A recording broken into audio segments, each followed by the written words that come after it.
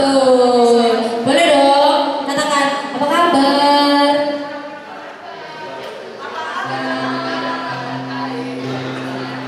Oke, yang belakang boleh maju dulu dong ke depan, diisi dulu barisannya di depan. Yuk, yuk, maju yuk.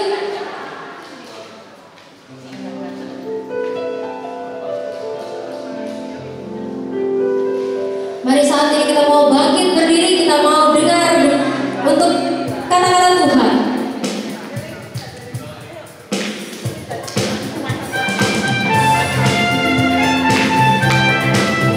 Kita mau dengar bersama-sama bahwa di sini adalah tempatnya Tuhan. Dengar dia panggil nama saya, dengar dia panggil namamu, dengar dia panggil nama saya, juga dia panggil namamu. Sekali lagi dengar dia panggil nama saya, dia panggil nama saya, dengar dia panggil namamu, dengar dia panggil nama saya, juga dia panggil namamu. Mana senyum yang termanis? Oh biarlah Tuhan Yesus sama cinta pada saya. Oh biarlah. Sekali lagi kita mau dengar kata-kata Tuhan. Dengar dia panggil nama saya. Tunjuk dong teman-teman. Dengar dia panggil namamu, dengar dia panggil nama saya, juga dia panggil namamu. Mana senyumnya? Oh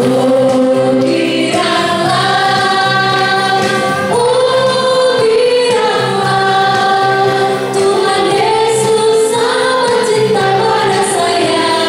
Oh biarlah, oh biarlah, haleluya. Oh biarlah Tuhan Yesus sama cinta pada saya. Oh biarlah. Sekarang kita mau jawab panggilannya. Ya, ku jawab ya, ku jawab ya Tuhan, ku jawab ya Tuhan, ku jawab ya. Sekali lagi kita mau jawab Tuhan. Ku jawab ya Tuhan, ku jawab ya. Berikan sorak-sorai. Mari saat ini kita mau membuka persekutuan dengan tanda kemenangan Kristus dalam nama Bapa dan Putra dan Roh Kudus. Amin. Selamat pagi Allah Tritunggal yang Maha Kudus, Bapa, Putra dan Roh Kudus. Sungguh Bapa, kami bersyukur bahwa kami bisa berada di tempat ini. Kami yakin bahwa itu semua adalah panggilan-Mu Tuhan, agar kami bisa bersekutu di tempat ini. Kami ingin mengenalkan firman-Mu, kami ingin mendekatkan diri kami seutuhnya kepadamu Tuhan. Ya Bapa, pakailah setiap kami, pakailah setiap tubuh kami, untuk kami bisa memuliakan Engkau lebih lagi.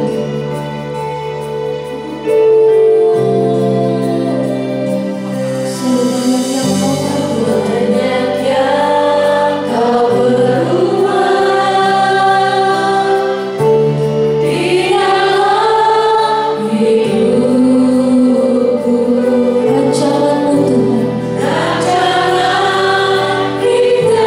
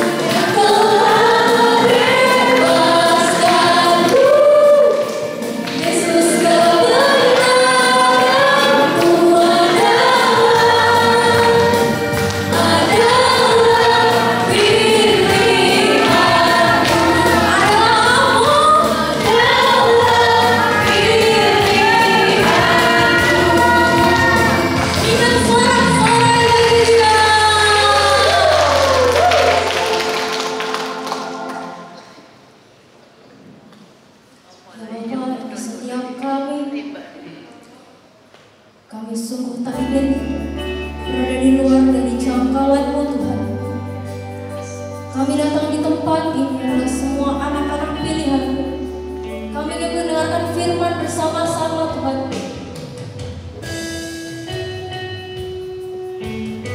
Ya Bapa, bukanlah setiap hati kami yang keras, Engkau lunakkan sendirian Tuhan. Sungguh kami ingin datang dengan syukur kami.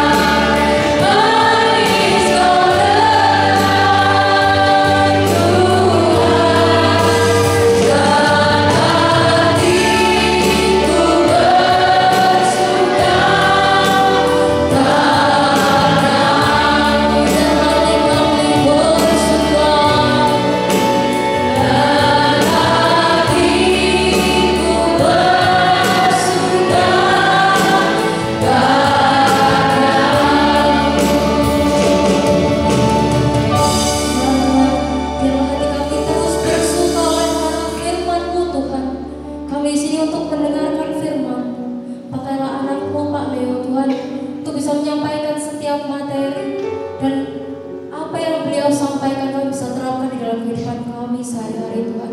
Kami bisa menjadi terang dan garam bagi sesama kami. Sungguh Tuhan hadirlah dan bertahtalah di tempat ini.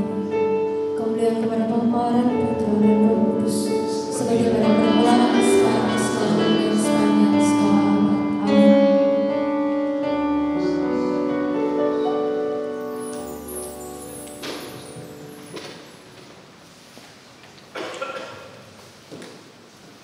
Selamat pagi menjelang siang, saudara-saudaraku yang terkasih. Shalom.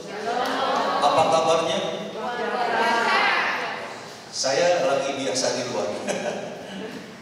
Ya, salam kenal, nama saya Leonardi, saya tinggal di Jakarta. Tapi pada tahun, nggak usah, soalnya pakai sepatu baru. Kalau pakai ini kan tertutup sepatu baru. Sudah tak perlu. Ya, saya tapi tahun 93 sampai 98 pernah tinggal di Surabaya selama 5 tahun. Dan sempat juga melayani sebagai pewarta dan juga jadi koordinator PDKK HKI. Ya. Lalu setelah 98 kembali ke Jakarta dan seringkali datang lagi ke Surabaya karena masih punya KTP Surabaya. KTP-nya 2 Jakarta dan Surabaya.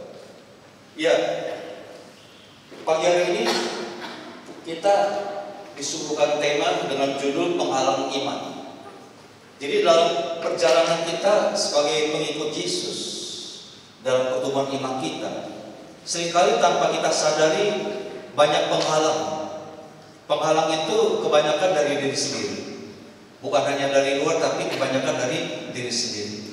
Sikap hidup kita, cara kita bersikap dan juga mungkin dalam pekerjaan, ada kan pekerjaan yang gak halal atau apapun juga, omongan kita, kata-kata, atau mungkin juga sikap hidup luka batin kita yang lalu atau kesalahan dosa kita, ini tanpa kita sadari menghalangi pertumbuhan iman kita. Maka biarlah lewat firman Tuhan pada siang hari ini kita menyadari bahwa ternyata banyak penghalang-penghalang dalam hidup kita yang bisa mengganggu hubungan kita dengan Tuhan. Makanya mari, kalau saya lebih senang bukan hanya teori, bukan pengajaran, tetapi lebih bersifat renungan. Saya ketemakan seorang tokoh di kitab suci yang terkenal, bagaimana juga pekerjaannya itu menghalangi dia datang pada Tuhan. Tapi kemudian bagaimana dia bertobat, ya, mengalahkan semua halangan itu, akhirnya ikut Yesus. Ya, saya mengajak sekarang kita lihat ini ada bacaannya, ya.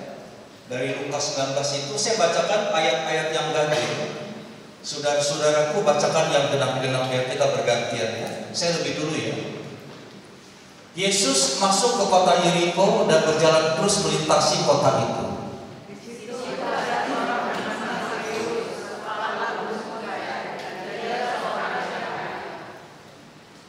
Ia berusaha untuk melihat orang apakah Yesus itu, tetapi ia tidak berhasil karena orang banyak, sebab badannya pendek.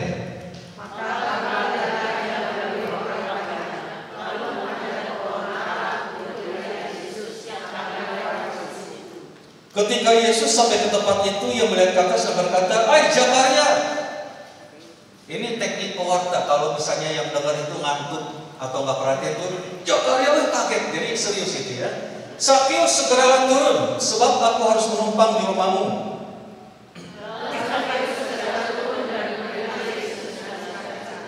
Tetapi semua orang yang melihat hal itu bersungut-sungut, katanya, "Ia menumpang di rumah orang berdosa."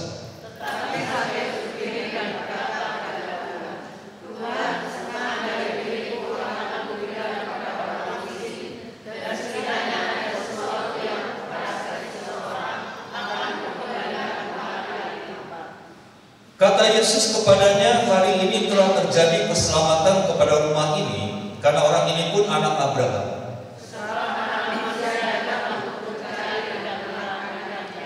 Demikianlah sabda Tuhan. Terpujilah Kristus."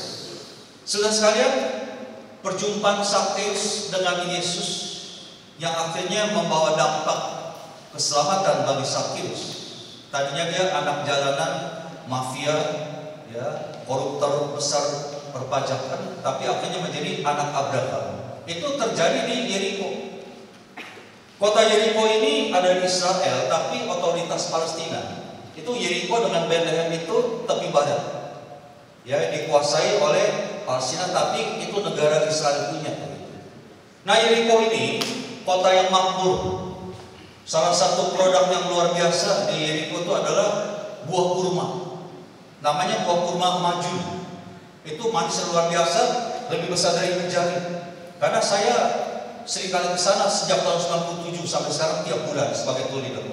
Mungkin maaf bukan untuk sombongan, kalau saya hitung itu udah lupa, tapi kurang lebih 105 kali udah ke sana gitu ya. Nah, kalau saya ke sana kemarin Januari baru ke sana lagi perang itu. Nah, saya selalu beli banyak bawa pulang buat teman dan juga buat keluarga begitu. Rasanya manis. Ternyata Yesus dulu juga pernah ke Yeriko. Nah, apa tujuan Yesus ke Yeriko? Apakah sebagai tour leader seperti saya? Atau dia hanya mencari buah kurma buat ibunya Maria? Ternyata bukan. Yesus punya misi yang luar biasa, misi agung untuk ke Yeriko. Apakah misinya itu? Yaitu ini ya. Kita baca bersama-sama Lukas 10. Sebab anak manusia datang untuk mencari dan menyelamatkan yang hilang. Itulah misi Yesus datang ke Yeriko, untuk mencari dan menyelamatkan yang terhilang. Bahkan kita yakin itulah juga misi Yesus datang ke dunia ini, adalah itu, mencari dan menyelamatkan yang terhilang. Nah, kita ketemu kata kunci hilang. Hilang itu berarti berada di tempat yang keliru. Sesuatu disebut hilang bila tidak berada di tempat yang semestinya. Contohnya kacamata saya gitu. Misalnya tadi saya ke toilet 2 kali.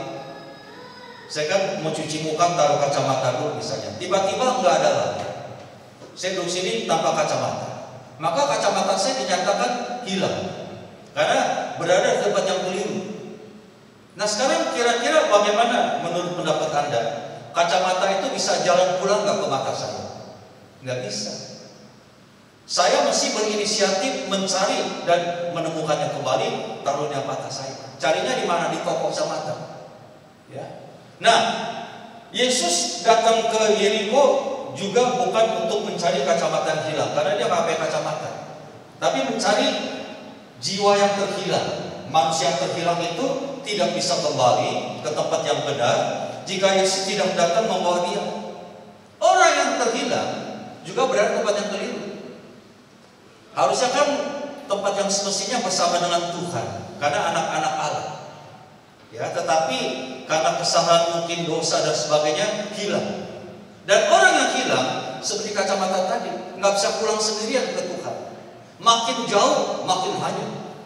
Maka Allah berinisiatif datang ke dunia ini dalam bentuk manusia yang namanya Yesus, untuk mencari dan menemukan yang hilang. Amin. Nah, ada kitab ceritakan tentang ada yang hilang. Sebetulnya itu yang hilang itu berapa orang diceritain? 2 orang. Yang pertama bungsu, yang pertama sulung, yang kedua sulung. Loh, sulung kan ada, betul. Si bungsu itu hilang dari peredaran tapi kembali. Sedangkan si sulung ini hilang di rumah sendiri. Loh, kok begitu? Karena apa? Karena iri hati, adiknya pulang, marah, berontak pada bapaknya. Bapak, aku kan setia, berpuluh-puluh tahun kerja sama bapak, tapi nggak pernah sembelih kambing guling.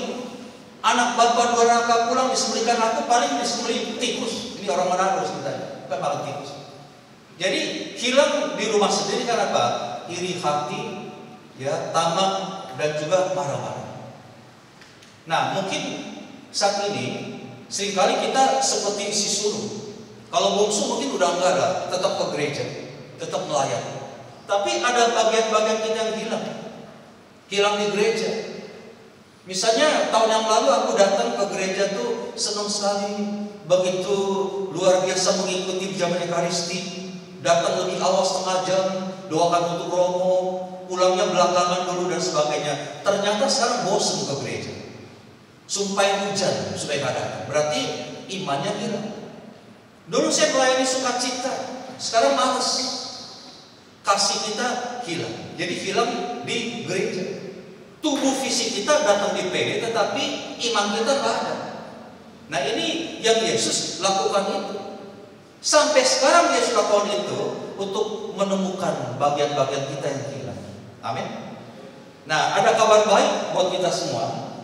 Yesus datang ke dunia ini misinya mencari yang terhilang. Itu karakternya adalah mencintai si pendosa tetapi benci dosanya. Hate the sin but love the sinner.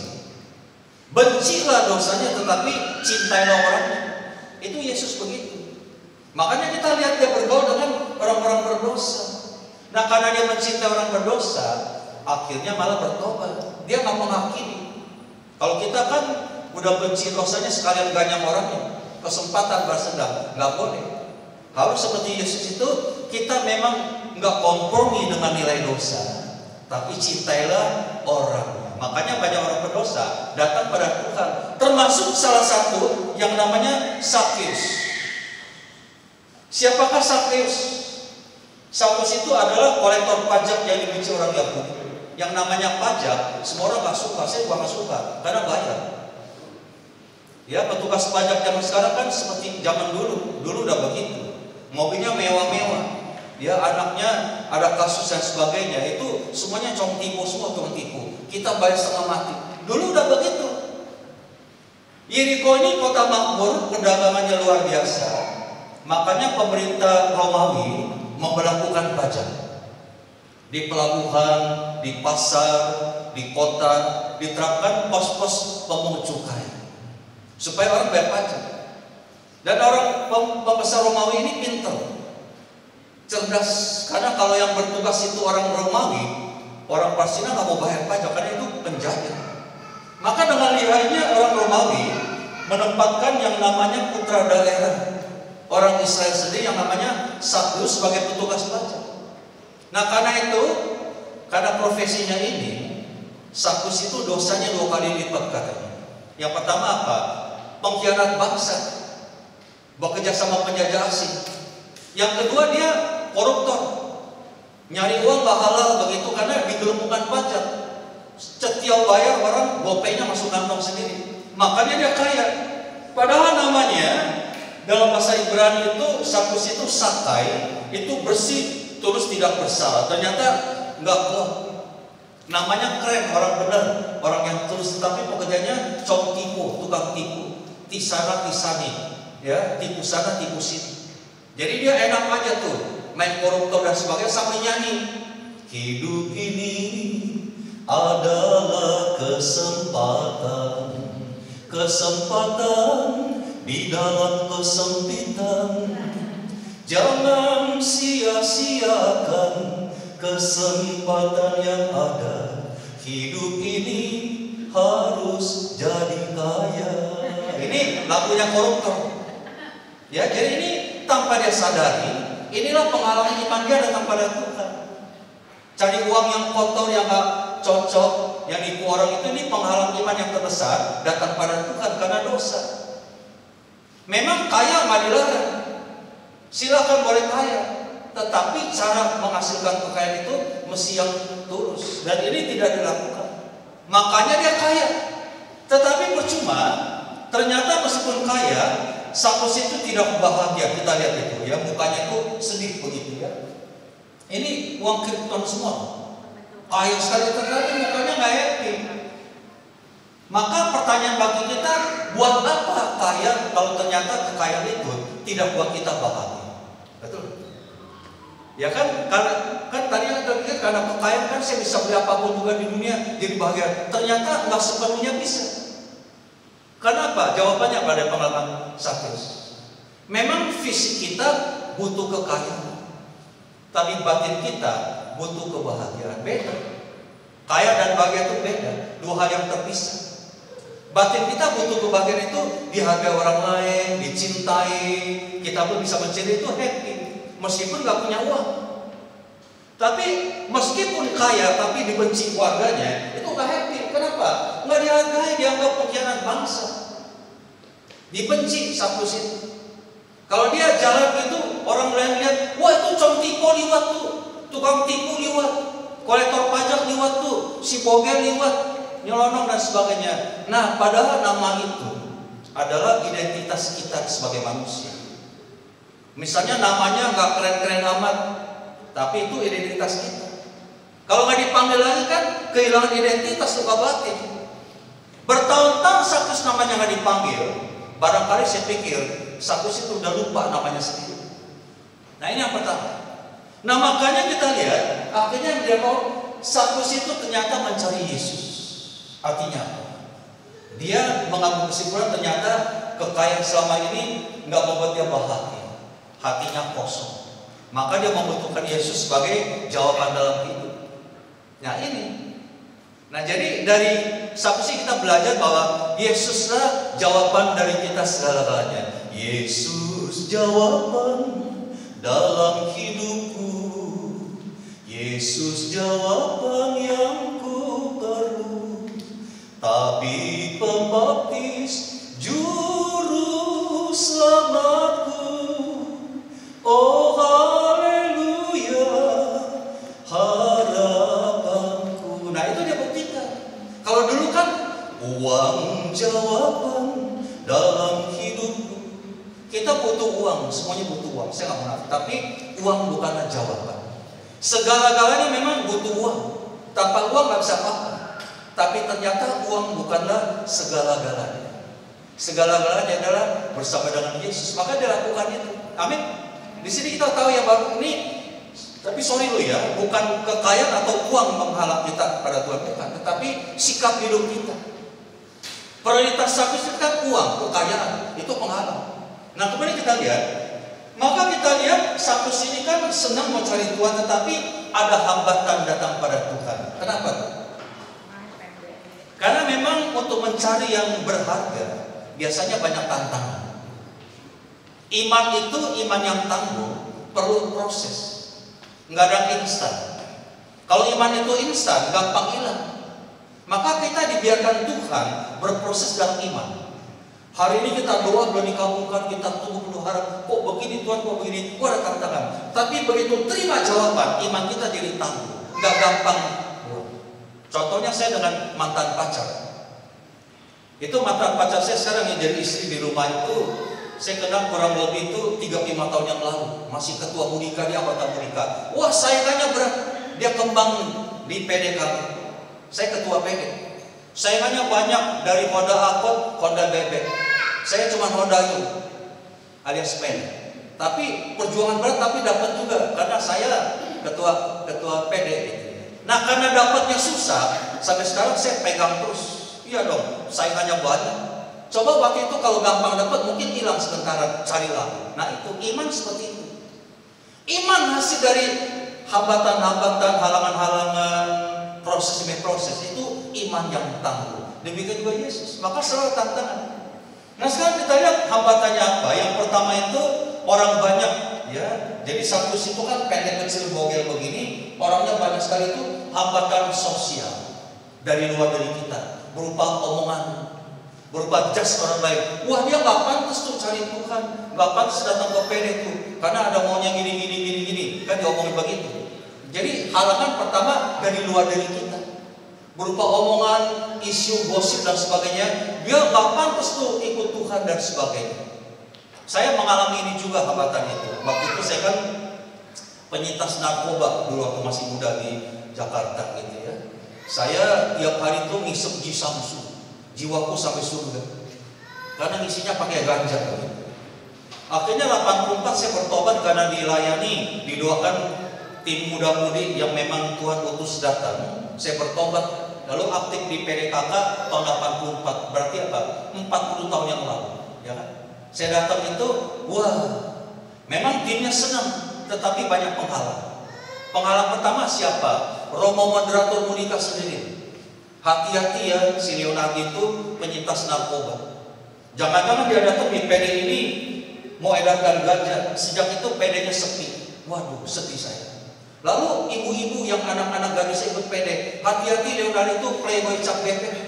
Saya dulu naik motor bebek, banyak teman wanita dibilang playboy cap bebek. Sedih banget, biasanya playboy kan semuanya kan kelinci ya, ini bebek begitu. Sejak itu jangan-jangan dia datang mau pacarin anak gadis kita, sepi. Sejak itu sedih sekali, ini hambatan, halangan. Hampir saya mau keluar. Saya bilang kalau kali ini saya keluar, rusak selamanya, nggak bisa kembali lagi. Ya itu hambatan pertama, mungkin Anda mengalami ya, diomongin orang, digosip begini, wah dia cari duit, cari apa, datang PD dan sebagainya. Seperti itu. Makanya saya nggak berani jualan di PD. Saya kan organizer juga perjalanan ziarah. Saya nggak pernah bawa brosur di PD, nggak boleh.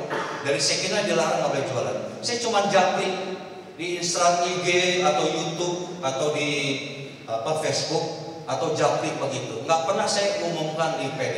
Juga saya kan pelukis juga, pelukis rohani. Nggak pernah jualan lukisan di PD begini, nggak boleh. Ya, jadi seperti itu kan hambatan. Wah dia jualan itu memang nggak boleh. Itu yang pertama. Yang kedua, loh ini badannya pendek itu hambatan dari dalam, penghalang dari dalam diri sendiri. Nah karena diomongin begitu, apa yang terjadi? Sakus itu merasa minder, rendah diri. Waduh, memang aku jelek, aku berdosa, aku pengkhianat bangsa dan sebagainya. Aku gak pantas datang pada Tuhan. Nah itu hambatan.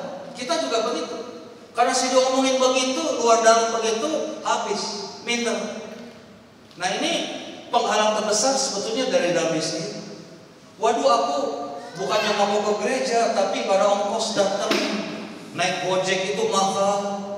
Atau saya nggak punya baju baru. Kalau saya pakai lagi baju minggu lalu, orang bilang, wah baju cuma itu doang. Atau saya mau datang ke PD, tapi saya nggak tahu lihat timnya itu, ya.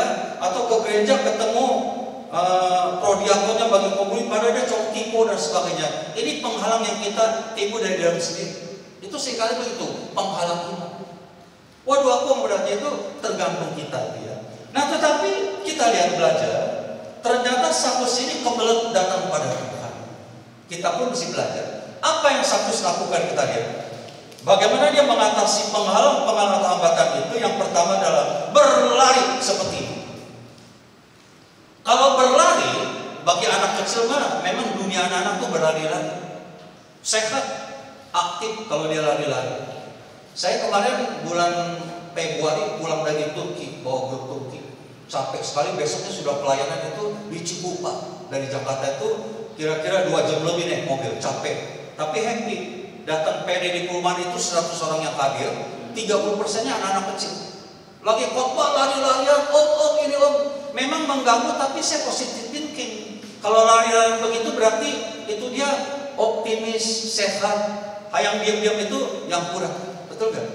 Nah tetapi kalau yang berlarian itu orang tua, malu-maluin. Sakyus ini kan orang hebat ini. Meskipun dia pendosa bagi orang Yahudi, tapi di mata orang Romawi ini sparring partner, rekan kerja orang Romawi. Orang hebat, pakai jas, lari-larian untuk ketemu Tuhan. Artinya apa? Sikap pertama, rendah hati. Sakyus menurunkan harga dirinya dan memberikan dirinya terhina oleh orang lain karena dia menganggap pengorbanan dirinya memiliki harga yang sepadan untuk ketemu Tuhan. Untuk ketemu Tuhan, kita mesti turunkan ya level yang kita bangun sendiri. Kan aku kan GM loh di kantor, aku direktur, masa datang ke PD duduk sama orang biasa, sorry itu ingat siapa kalau bilang sorry kayak gini yang sekarang jadi presiden ya. Nah lalu gua kan nyaman di rumah tangga, masa sama pembantu satu kursi salam sorry nggak bisa. Nah untuk ketemu Tuhan, turunkan derajat yang kita bangun sendiri. GM kan di kantor, Nyonya Madar kan di rumah, di persekutuan doa di gereja sama rata.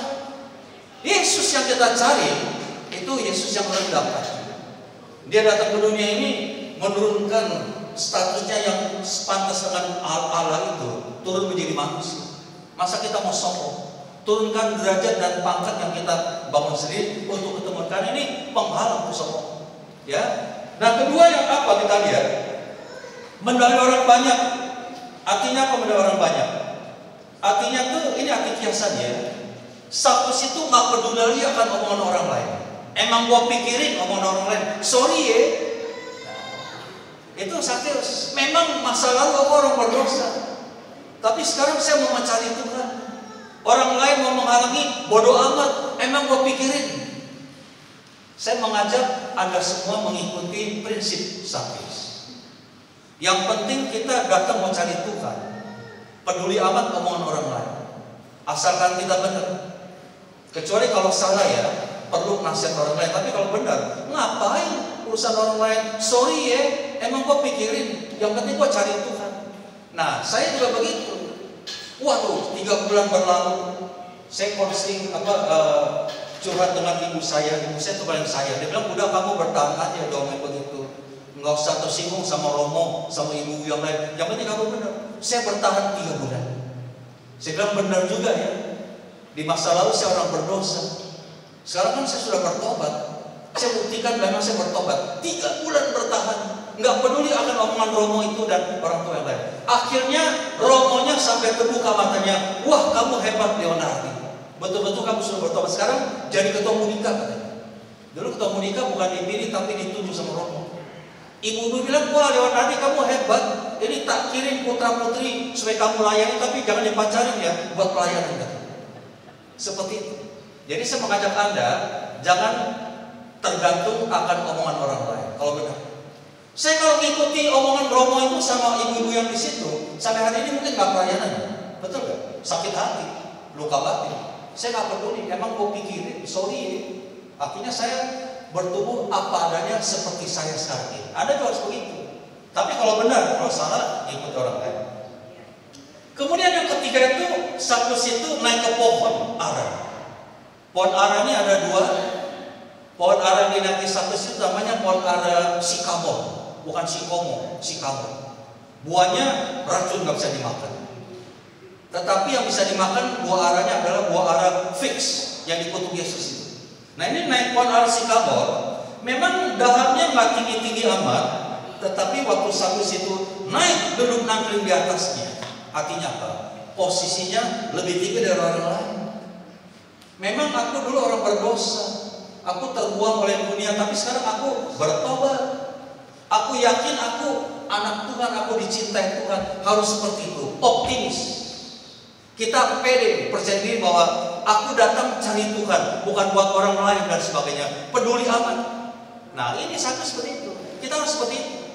Amin. Nah kita lihat kemudian apa yang dia dapatkan dari Yesus itu luar biasa. Pertama-tama ketika Yesus sampai ke tempat itu dan berhenti di tempat itu, apa yang terjadi?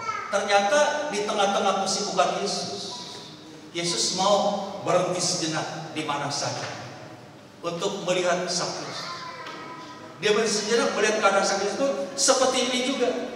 Juga Yesus mau berhenti di tempat kita berada seperti ini. Ya, Yesus mau berhenti di setiap saat dalam kehidupan kita manusia, lebih-lebih pada saat kita saat membutuhkannya. Maka saya mengajak Anda untuk merenungkan ini.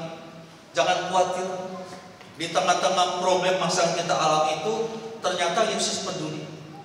Meskipun dia sibuk melakukan mukjizat pelayanan, dia tetap pedulikan kita. Dia mau berhenti di saat-saat dalam kehidupan kita pada saat kita membutuhkan. Kenapa? Firman Tuhan mengatakan, carilah Tuhan selama Ia berkenan ditemui. Berserulah kepadanya selama Ia dekat. Nah, ketika mumpung Yesus mau dekat dengan kita, berserulah kepadanya pada saat kita punya masalah. Sekarang saya mengajak Anda merenung. Kapan Anda sangat membutuhkan Tuhan Yesus? Mungkin sedang punya problem, masalah keuangan, masalah kehidupan keluarga, masalah pekerjaan, ataupun juga masalah kesehatan. Kita sangat membutuhkan Tuhan. Maka berserulah seperti yang saya lakukan. Saya mengalami problem yang berat itu waktu pandemi 3 tahun. Saya kan pekerjaan utama saya kan tour leader, tiap bulan bawa grup. Kalau bawa grup itu pulang bawa dolar begitu ya buat kehidupan kami keluarga. Tapi karena pandemi 3 tahun traveling babak belur, nggak ada grup, nggak ada tipping. Yang namanya orang seperti saya begini, 6 bulan itu boro-boro tabungan udah habis, pengeluaran banyak. Maka saya kembali ke pekerjaan lama melukis. Saya kan juga pelukis juga, pelukis rohani. Wah puji Tuhan, saya berseru kepada Tuhan, tolonglah kami Tuhan, kami membutuhkan kehidupan. Ya, tolong Tuhan atur bagaimana kami bisa mendapatkan pemasukan di tengah-tengah badai corona begitu. Dan Tuhan arahkan saya kembali melukis begitu. Wah puji Tuhan. Ya, tahun 2021 tengah-tengah maraknya corona, saya jual lukisan itu, orang beli satu lukisan itu 5 juta rohani. Jadi mestinya 1 bulan 5 juta nggak cukup buat kami. Belum bayar tagihan, kehidupan, dan anak saya tuh satu kena bipolar yang kecil itu psikiater. obatnya berjuta-jutaan, kan nggak cukup. Tapi daripada nggak ada, oke lah begitu. Saya puji Tuhan, bersyukur. Bulan Januari tahun 21, satu lusan laku terjual, puji Tuhan. Februari, puji Tuhan. Sampai Maret, puji Tuhan. Bulan Juli kosong, nggak ada pesan. Saya mulai bilang, Tuhan, apa yang terjadi Tuhan? Kalau sampai Agustus nanti nggak ada pesan, 2 bulan kosong, saya mau makan apa kami? Ya, kebutuhan kami bagaimana, anak saya obatnya bagaimana gitu ya. Tapi ternyata betul. Pada saat kita berseru kepada Tuhan, dia katakan apa? Dia berkenan pada kita. Dia dekat dengan kita. Seperti dia dekat dengan Sakyus. Akhirnya Agustus pertengahan, saya kan lagi khotbah online, PDKK Surabaya tuh, jam 10 pagi. Saya sih di Jakarta kan online, Zoom. Saya sekali lagi nggak pernah promosi tentang lukisan ataupun juga Holy Land begitu. Cuman sharing doang. Jam 12 selesai, ada WA masuk dari seorang ibu. Pak Leonardi, maaf, saya dapat nomor Bapak tuh dari panitia tim PD ini. Ya. Ternyata Bapak pelukis ya katanya. Betul Bu. Saya mau pesan satu dong Bu. Aduh puji Tuhan, berarti Tuhan dengar. Ibu mau pesan lukisan apa? Yesus berdoa di Taman Getsemani untuk di kamar doa saya Pak. Bapak punya nggak? Saya sket tuh berapa macam, kirim foto. Wah Pak, saya cocok ini Pak. Wah puji Tuhan. Berapa Pak harganya satu? Nah biasanya di Jakarta kan 5 juta, tapi karena Surabaya kan mesti kirim berat ongkosnya. Saya bilang 6 juta dulu. Oh saya cocok harganya. Wah senang sekali. Dia minta rekening. Saya kasih rekening. Hari itu juga dia kirim 8 juta sama dia. Kaget, senang tapi kaget. Seperti kuman yang ketiban rezeki itu. Waduh kenapa nih begini? Bu, saya bilang udah masuk Bu, tapi kok lebih dari 8 juta? Oh maaf Pak, angka 6 juta tuh angka yang gak bagus Pak. Saya kasih yang bagus 8 juta. Dalam hati saya bilang paling bagus 10 juta sebetulnya. Tapi dalam hati, wah berlinangan air mata akan kasih Tuhan. Saya lukis itu 1 bulan selesai. Pas awal September gitu, saya kirim pakai Tiki. Kirimnya 500.000. Wah bagus Pak, senang. Besoknya dia transfer lagi 2 juta, kemudian pas 10 juta. Selalu ada jalan saat seakan tiada jalan, sebab Engkau ada di depanku, membuka jalan bagiku. Selalu ada jalan di mana ada kemauan. Biarlah ku hidup selalu di jalan yang Kau tunjukkan kepadaku. Amin. Dan jalan yang Tuhan tunjukkan namanya adalah iman dan pengharapan. Mesti percaya bahwa selagi dia mau dekat pada kita dan mau berkenan ditemui, datanglah dan berseru kepadanya pada saat kita sedang punya masalah. Amin. Ini yang pertama. Kemudian kita lihat Yesus melihat ke atas ke Sakyus itu. Nah, pada saat semua orang memandang rendah Sakyus, jadi orang banyak ini, orang yang marah sama Sakyus itu, lihat Sakyus itu dari dagu ke bawah. Maka dia ketemukan tubuh yang berdosa, tubuh tipu, tukang tipu dan sebagainya. Tapi Yesus melihat mata Sakyus, melihat ke atas itu. Nah waktu dia melihat ke atas itu, dilihat itu apa? Dengan mata yang penuh kasih, menyelidiki ke dalam mata Sakyus. Lihat matanya terharu. Ya, sepasang mata bola duduk di atas pohon ara. Nah waktu dia lihat begitu, dia lihat bukan tubuh yang gempal, yang bogel, yang berdosa. Tapi dia lihat mata ini, mata yang penuh dengan haru, mata yang kosong, yang gak pernah dikasih. Lalu dari matanya itu Yesus melihat, menyelidiki batin Sakyus ini tubuh punya potensi. Tubuhnya berdosa tapi batinnya punya potensi. Apabila tubuh ini nanti diperbarui dan diselamatkan, pasti bermanfaat untuk melayani kerajaan Allah. Ternyata betul. Pilihan Yesus tak pernah keliru. Setelah Sakyus bertobat, dia melayani Tuhan lewat uang yang banyak. 40 tahun yang lalu Yesus lihat saya juga dengan mata batinnya, nggak lihat body saya. Kalau dia lihat kondisi dia akan kecewa. Leonardo ada apanya? Cuma menang di kuis doang. Tapi dia lihat mata saya yang kosong. Langsung menjelajah ke dalam. Ini tubuh punya potensi. Apabila nanti dia bertobat diperbarui, pasti akan melayani. Ternyata bila Tuhan gak keliru. Setelah 40 tahun saya tetap melayani sampai hari ini. Meskipun gak sempurna ya. Demikian juga Tuhan melihat Anda seperti itu. Dengan mata batin yang penuh kasih. Maka dia nggak akan kecewa. Dia lihat satu persatu, ya, dia lihat Patsy, dia lihat Devi, dia semuanya yang melayani, Greta dan sebagainya. Nah maka ini pilihan Tuhan itu nggak pernah keliru. Sampai sekarang kita melayani, amin. Maka hari ini kita berkata, memang di mata dunia aku nggak dihargai. Ya, di pekerjaan aku mungkin aku cuma ditarget sama bos, target tercapai dihargai, target nggak capai dipecat. Itulah dunia. Tapi di mata Tuhan aku dihargai. Di mata Tuhan aku punya potensi yang luar biasa. Harus menghargai diri kita sendiri. Amin. Itu yang pertama. Nah kemudian Saulus itu lihat juga ke bawah, lihat mata Tuhan. Terjadilah jatuh cinta untuk pertama kali. First love will never die. Ya, kata orang cinta pertama dibawa sampai mati, benar. Ya, dia kan terjadi jatuh cinta pada pandangan pertama. Siapa duluan yang jatuh cinta? Saulus dulu atau Tuhan Yesus lebih dulu yang mencintai? Ada yang mau jawab? Ini kan terjadi jatuh cinta, ya, yang ya Yesus melihat ke atas, Saulus lihat ke bawah. Terjadi jatuh cinta. Siapa duluan yang mencintai? Saulus atau Yesus? Yesus. Saulus itu posisinya masih orang berdosa. Dia nggak bisa mencintai. Ya, hatinya masih remuk redam. Dia hanya objek kasih. Maka Allah, ya, melalui Yesus itu berinisiatif mencintai lebih. Ya, itu Saulus itu hanya terpesona. Lirikan matamu menarik hati, oh senyumanmu manis sekali, sehingga membuatku terpesona. Mungkin seperti itu terjadi. Ini yang pertama, jatuh cinta pada pandangan pertama, ya. Sekarang kita lihat yang kedua. Ini salah gambar, ini gambar baru. Nah kemudian yang ketiga itu Yesus panggil Saulus dengan namanya Sakeus. Itu luar biasa. Ya. Selama ini Saulus kan dipanggil apa? Cong tipu tuh, tukang tipu, si bogel tuh, si pemungut pajak dan sebagainya.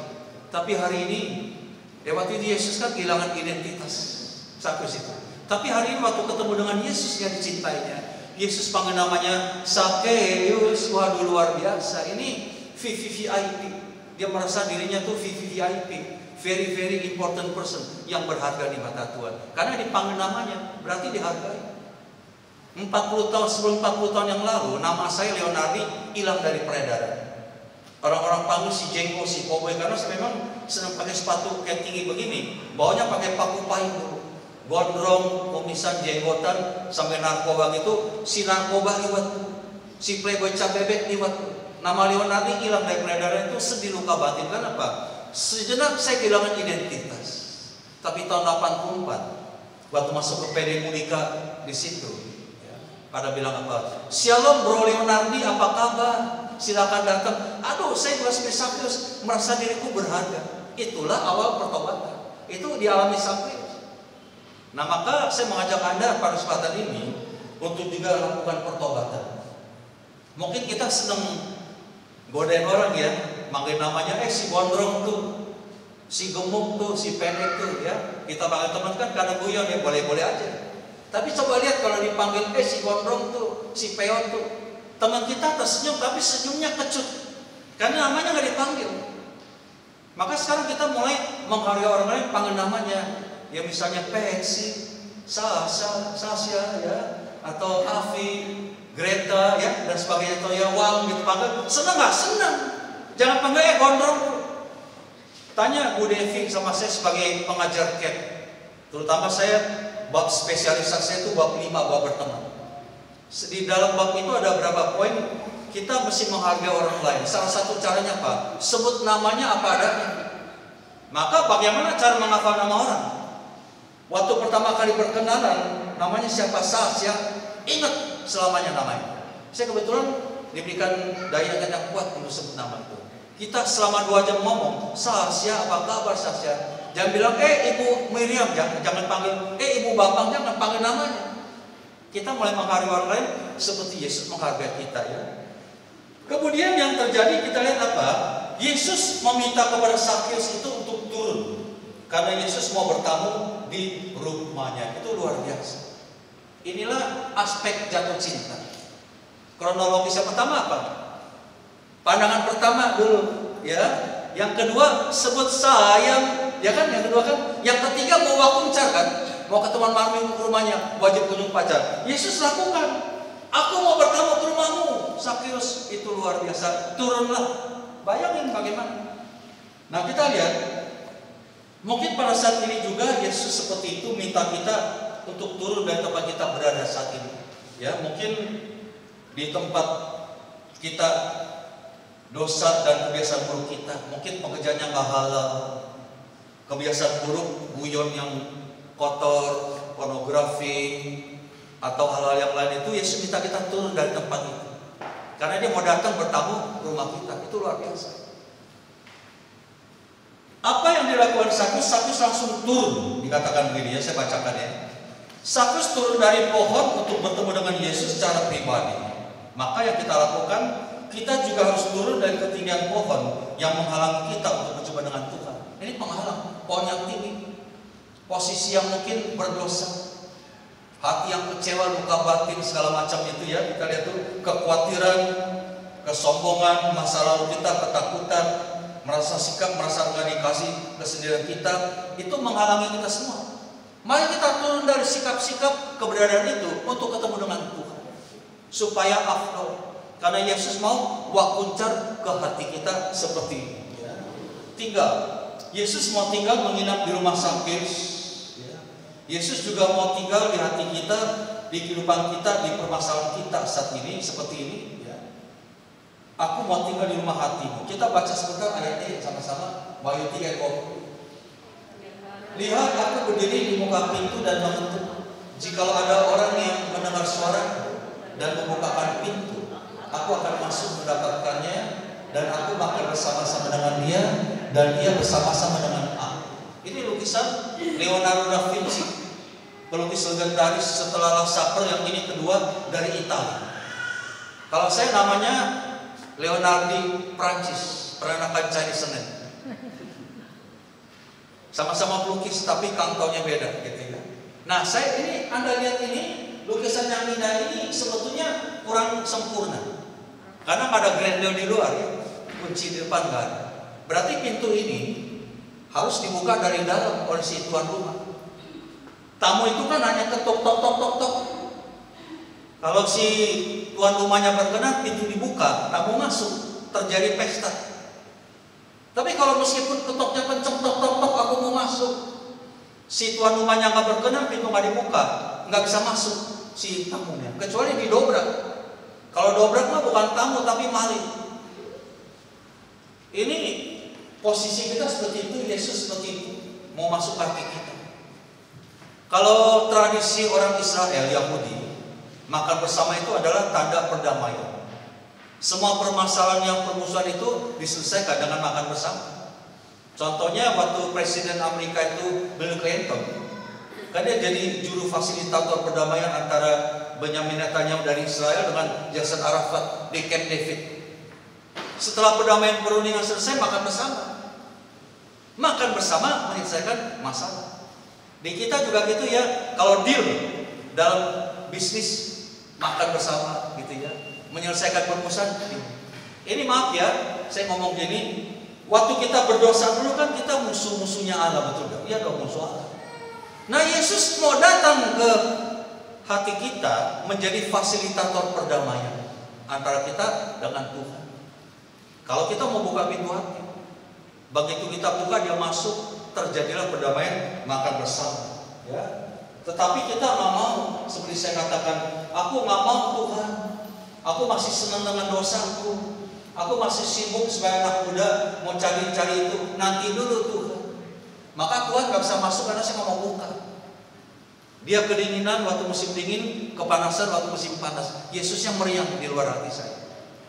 Saya kosong karena Tuhan nggak masuk.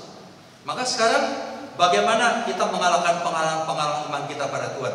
Buka pintu hati kita seperti ini. Lalu katakan pada Tuhan ya begini. Mari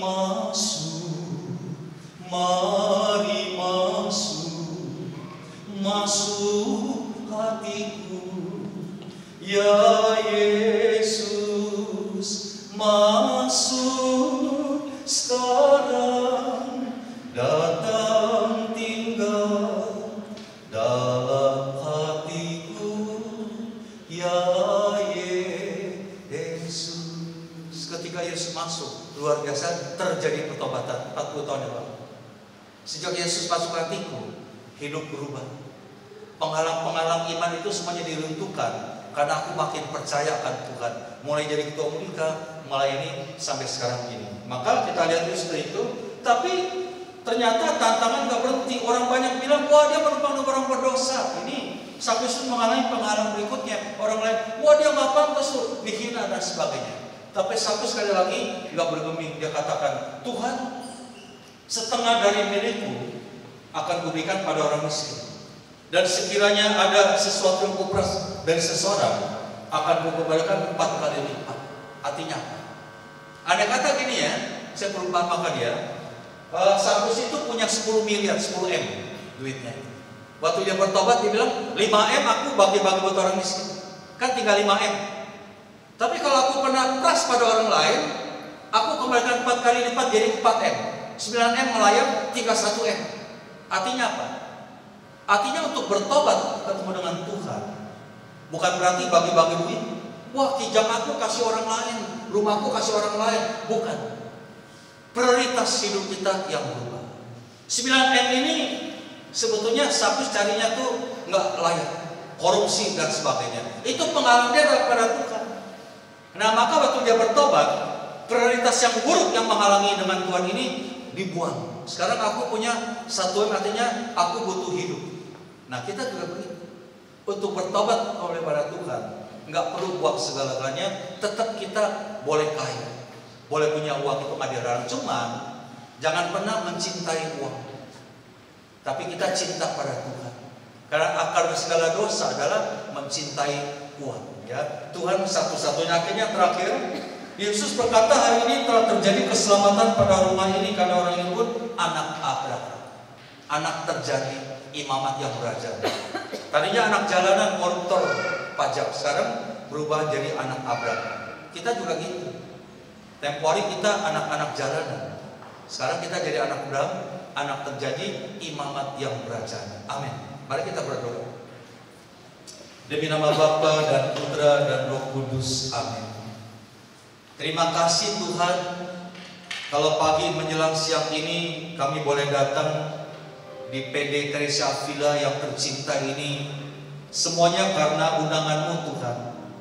Sebagaimana Engkau mengundang Sakyus datang pada Engkau. Nah, karena undangan-Mu Tuhan, patut kami syukuri sehingga kami mengalahkan segala halangan, malas, ngantuk, atau sibuk, atau nggak peduli. Tapi kami kalahkan semua halangan itu untuk datang di tempat ini. Selain bersyukur memuliakan nama-Mu, berfellowship, kami juga mendengar sabda Tuhan lewat tokoh Sakyus yang karena ketidaksadarannya banyak menghalang-penghalang iman pada Engkau. Sikap hidup cari uangnya yang kotor, korupsi, hasil kejahatan, atau kesombongannya selama ini, atau merasa dia tanpa Engkau bisa berbuat sesuatu, itu penghalang bagi Engkau. Tapi puji Tuhan, karena Engkau yang datang mencari dan menyelamatkan Sakyus, sehingga dia bisa dengan bantuan kasih kuasa-Mu, dia mengalahkan semua halangan-halangan itu, sehingga datang pada Engkau layak dan pantas menjadi anak-anak Abraham, anak terjadi imamat yang berajar.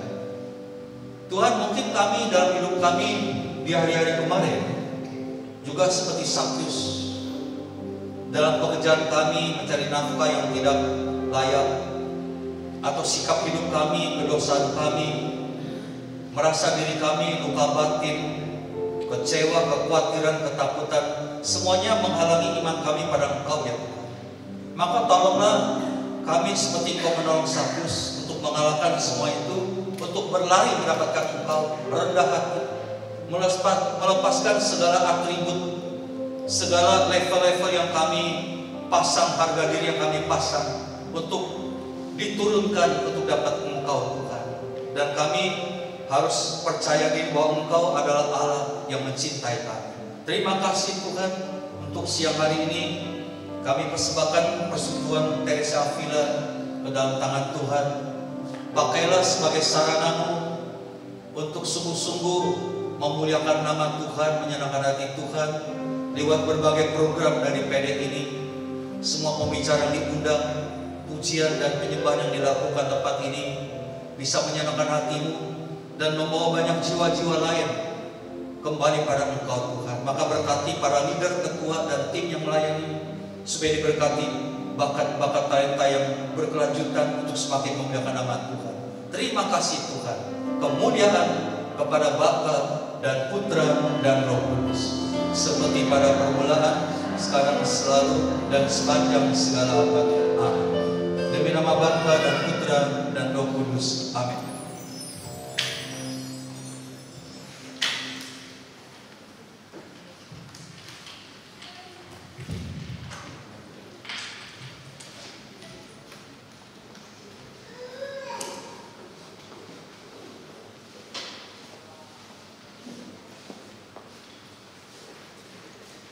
Terima kasih untuk Pak Leo yang sudah memberitakan firman Tuhan pada hari ini, firman Tuhan yang indah dan menguatkan kita semua.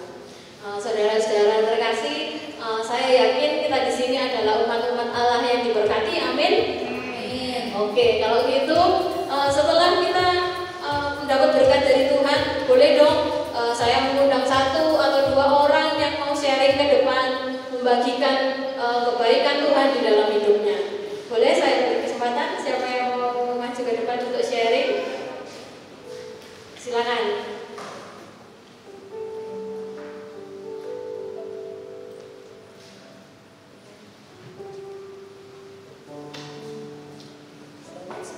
Selamat siang, saudara-saudara.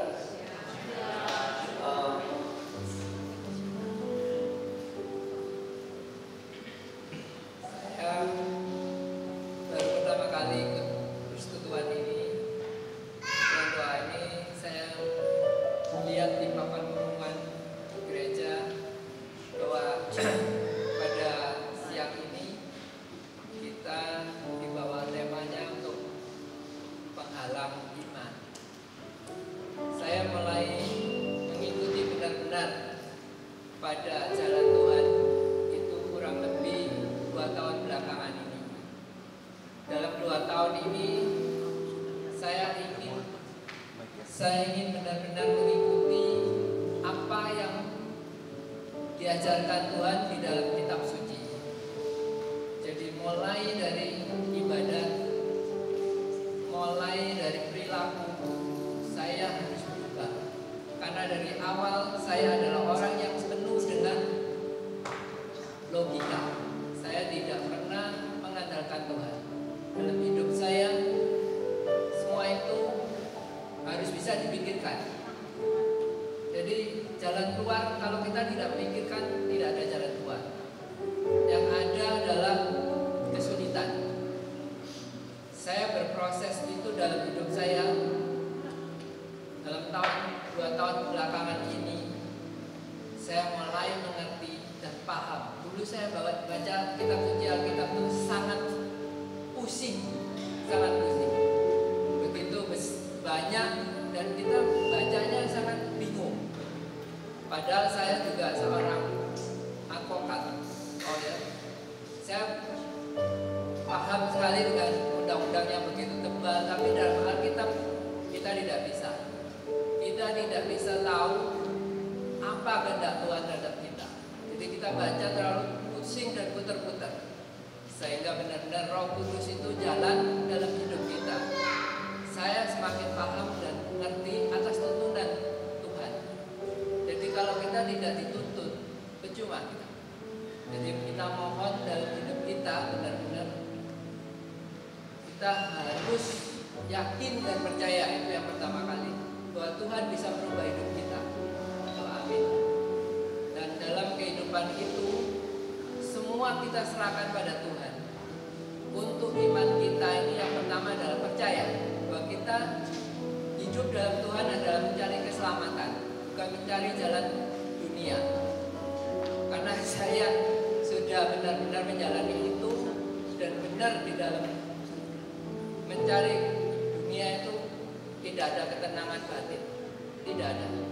Jadi saya benar-benar, saya duduk diam gini nggak bisa. Saya orang yang gelisah.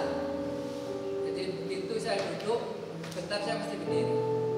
Karena ada sesuatu yang dikejar, padahal itu kejar, nggak ada manfaatnya. Jadi setelah saya ikut Tuhan, yang pertama kali adalah ketenangan. Ketenangan batin dalam jiwa saya yakin saya akan mendapatkan keselamatan. Itu yang utama.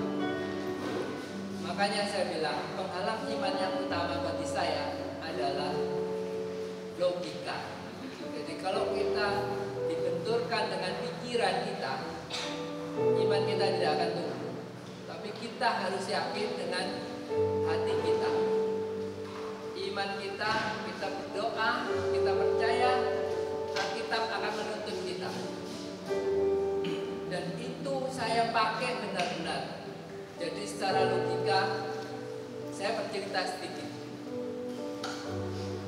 Dalam kehidupan saya, bisnis saya juga ada. Selain saya sebagai lawyer, saya juga sebagai pengusaha. Pengusaha saya sukses.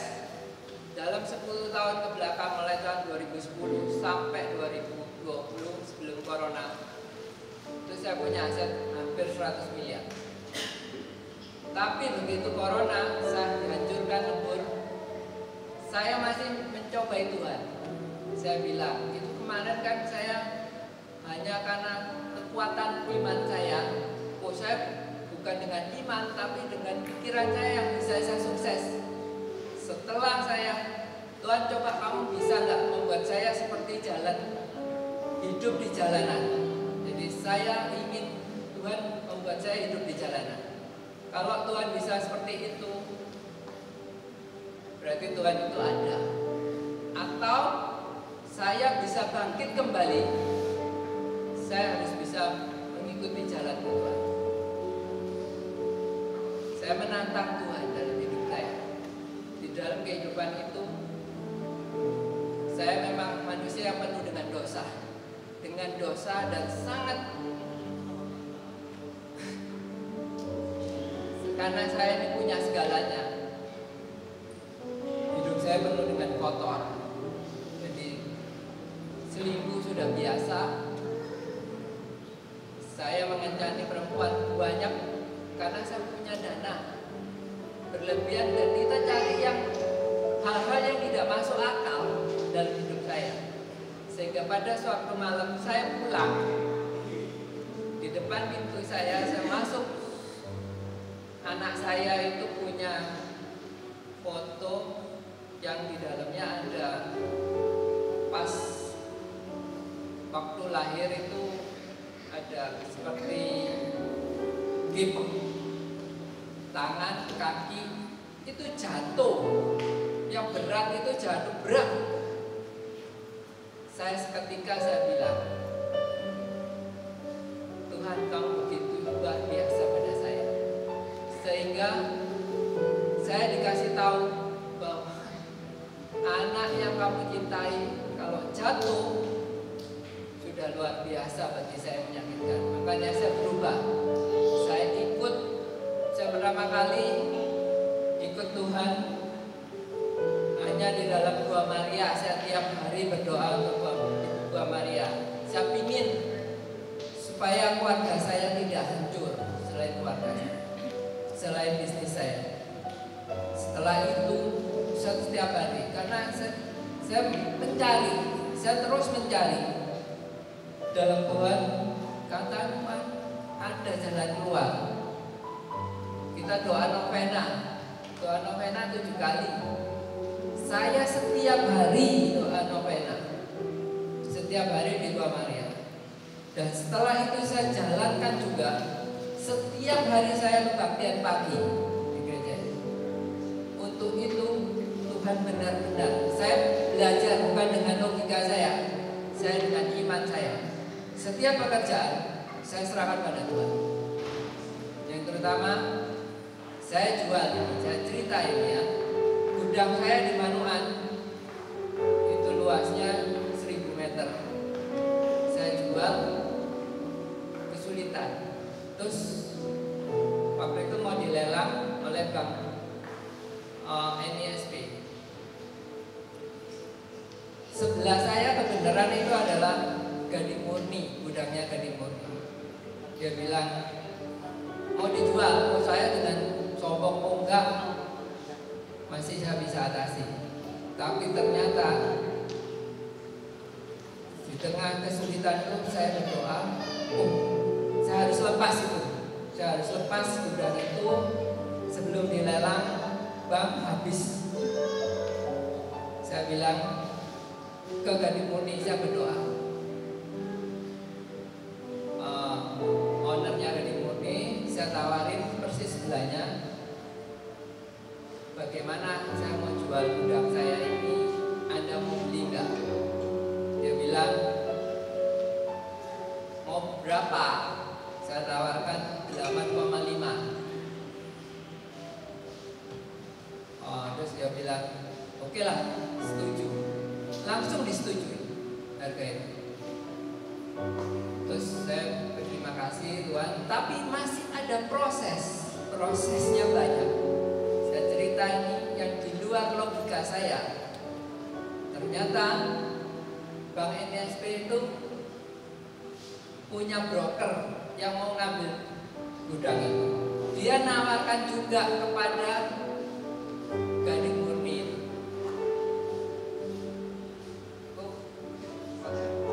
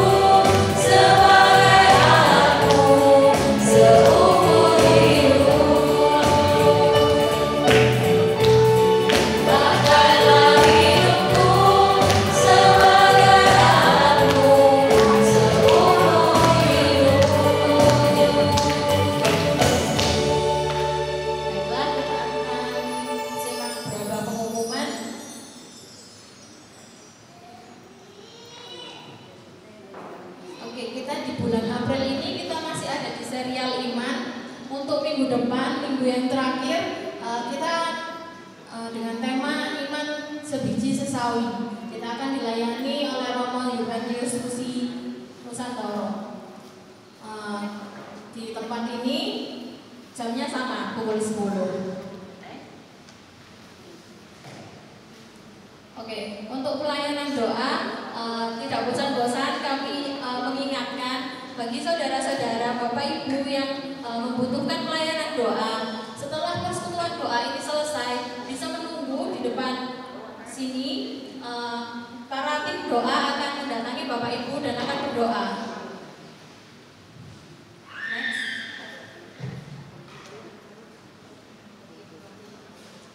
Oke, sekian pengumumannya. Untuk selanjutnya kita akan merayakan teman-teman kita yang berulang tahun mulai tanggal 7 April hingga 20 April hari ini. Yang berulang tahun bisa maju ke depan. Kita akan doa bersama-sama.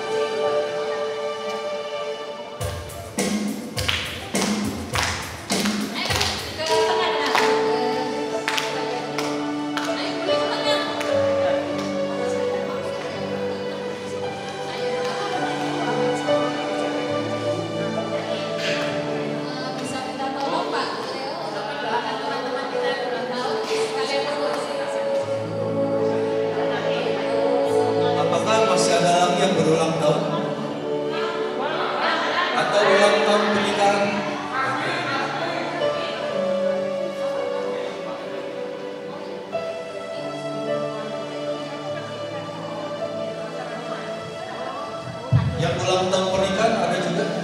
Gak ada ya? Jadi cuma 3 orang ya? Iya, teman-teman, peristiwa ulang tahun bukan peristiwa biasa-biasa saja, tapi sangat luar biasa. Karena disitulah terbukti kasih Tuhan pada mereka yang berulang tahun. Ya, maka kita syukuri dengan cara berdoa, bersyukur pada Tuhan dan berdoa bagi mereka yang berulang tahun. Mari, demi nama Bapa dan Putra dan Roh Kudus, amin. Tuhan, terima kasih Tuhan, pada pagi menjelang siang ini, selain kami bersyukur untuk kelancaran persekutuan PD dan juga untuk berkat yang kami terima, ditambah lagi kami bersyukur karena ada beberapa teman kami, Ibu Yusi dan teman-teman yang berulang tahun. Karena peristiwa ulang tahun menyatakan betapa Engkau mencintai mereka. Sejak mereka masih dalam rahim ibunya, Engkau sudah hadir di situ, menenun mereka dengan kasih-Mu lewat kedua orang tua mereka. Meskipun mereka mengalami hanya di dalam perut, tapi mereka merasakan Tuhan mengasihi mereka lewat orang tua mereka. Sampai akhirnya mereka mengalami mukjizat, tindakan ajaib, lahir ke bumi yang indah ini untuk merasakan hidup yang begitu luar biasa. Semuanya karena kasih. Mungkin Ibu Yusi dan teman-teman yang berulang tahun itu sampai hari ini sudah mengalami berbagai momen kehidupan, suka maupun duka, keberhasilan dan kadang-kadang juga kegagalan, syukur, bahagia maupun juga air mata. Tapi kalau sampai hari ini mereka tak kekurangan apapun, ini membuktikan bahwa Engkau adalah Allah yang Immanuel, yang selalu menyertai mereka. Maka biarlah dalam usia ulang tahun mereka sekarang ini, kami persembahkan kehidupan mereka, tambah usia, tambah sehat, tambah berkat melimpah, kehidupan rumah tangga, keadaan ekonomi, dan pakailah mereka sebagai pelayan-pelayan-Mu Tuhan. Tambahkan berkat, talenta untuk melayani. Terima kasih Tuhan, terima kasih, kami memuji, memuliakan nama. Bila sebentar kami akan tutup persekutuan doa ini Tuhan, kami mohon berkat-Mu kepada kami sekali lagi. Semua yang hadir, anak-anak-Mu Tuhan, Engkau lihat hati mereka yang terdalam, Mungkin ada pergumulan, ada beban hidup, ada masalah apapun yang mereka alami. Tapi kami percaya Engkau sudah tahu waktu mereka duduk bersyukur memuliakan namamu. Engkau melihat posisi hati mereka. Yang terluka Engkau balut dengan kasih-Mu, yang sakit Engkau sembuhkan, yang mengalami pergumulan ekonomi Tuhan berikan solusi jalan keluar sebagaimana yang sudah Engkau berikan kepada hamba. Sebentar kami akan meninggalkan tempat ini. Lindungi sertai kami Tuhan, sebagaimana tangan Tuhan menuntun kami tiba di tempat ini waktu datang.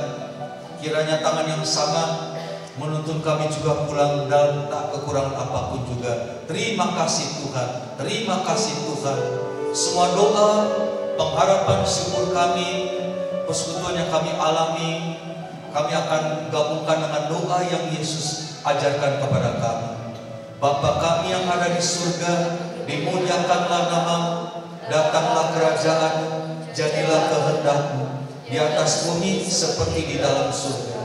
Berilah kami rezeki pada hari ini, dan ampunilah kesalahan kami seperti kami pun mengampuni yang bersalah kepada kami. Dan janganlah masukkan kami ke dalam pencobaan, tetapi bebaskanlah kami dari yang jahat. Terima kasih Bunda atas penyertaan-Mu juga kepada kami anak-anak-Mu. Maka saat ini sebelum kami meninggalkan tempat ini, dengarkanlah salam kami pada Engkau. Salam Maria penuh rahmat, Tuhan sertamu. Terpujilah Engkau di antara wanita, dan terpujilah buah tubuhmu Yesus. Santa Maria Bunda Allah, doakanlah kami yang berdosa ini sekarang dan waktu kami mati. Amin. Kemuliaan kepada Bapa dan Putra dan Roh Kudus.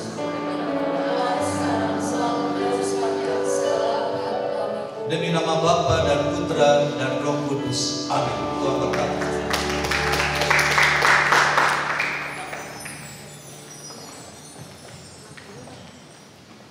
Terima kasih Bapak Ibu, saudara-saudara sekalian. Persekutuan doa kita hari ini selesai.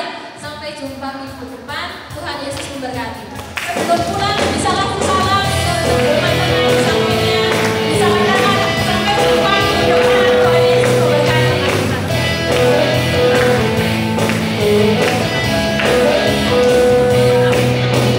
Ku diberi kuasa dan Raja mulia menaklukkan musuh.